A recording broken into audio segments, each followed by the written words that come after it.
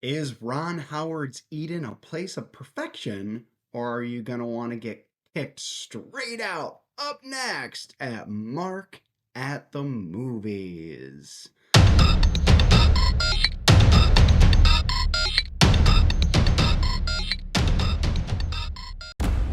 Ladies and gentlemen, you are the very definition of survival of the fittest. Well, I had the opportunity last night to see Ron Howard's Eden, and it is actually terrifyingly based off of a true story set in the 1930s, around the time just before World War II. And it is about a bunch of European a few families, three really, that head from Europe to escape the world and settle on a Galapagos island. And three different kinds of families come, all at different times, with Jude Law's doctor character and Vanessa Kirby as common law by marriage couple that start the whole journey, and what happens when they try to start a new society. And as you can expect, say it all together, Lord of the Flies.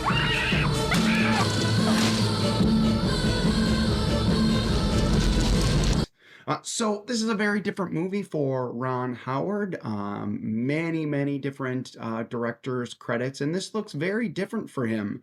The aesthetic of it, the cinematography looks very. It's darker than a lot of his movies. There seems to be a bit of a foggy gloss to it that gives it a really interesting effect for kind of the 1930s style of atmosphere, and lots of different cuts to different animals on the Galapagos Islands. This was filmed in Australia with some shots in the actual Galapagos Island. So is it a good movie? Well, it's a mixed bag. As far as a character study and as far as the acting goes, it is sensational. It's an all-star cast led by Jude Law, Vanessa Kirby, the always fantastic Daniel Bruhl, Ana de Armas, and Sydney Sweeney are really the major stars in this film.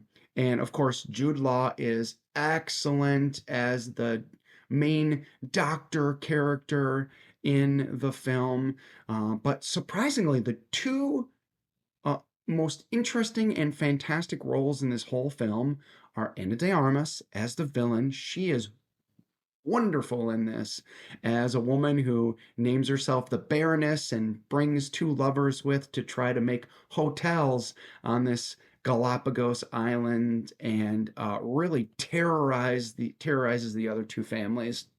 And Sydney Sweeney is really the heart and soul of this picture and gives an absolutely riveting and gentle and subtle performance in this as a woman who is trying to obey and follow her husband and make a life in the Galapagos Island, opposite of Daniel Bruhl's character. The acting in this is superb, really fun to watch. The cinematography is great. The directing seems to be pretty good too. Here's where the problems arise. It's the pacing is really off. It goes from high action, high intensity. There is a scene where Sydney Sweeney is pregnant and has a birth on the island by herself, and that is really intense and really a great acting exercise. But then it goes into, after that, a bunch of talking, and it goes from intense dialogue to high drama, and the pacing is off. There could have been a good 20 to 25 minutes trimmed from this and maybe cobbled together in a different way. The music is really undertoned by Hans Zimmer. Maybe the music could have been a little more exciting in it, perhaps. And honestly, some of the accents, they're all supposed to be from the Germany area. Some of the accents come in and out, in particular from Anna de Armas. Sometimes, is she French? Is she Italian? Is she German? Sydney Sweeney has some moments here and there.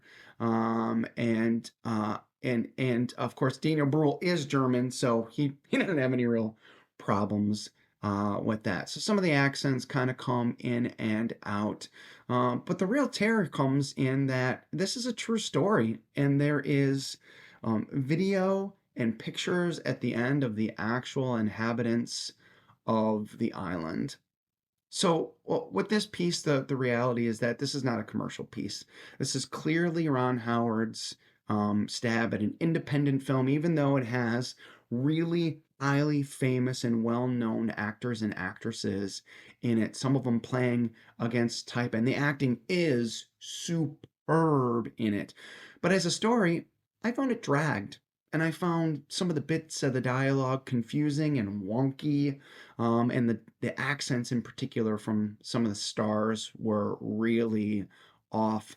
So as a picture, I would say that I would recommend this. It's a solid 3 stars. It's really good at the movies, with a little bit of a long runtime and some wonkiness in the script, but a really fun and interesting time at the movies. So what did you think? Did you see Eden? Do you want to see Eden?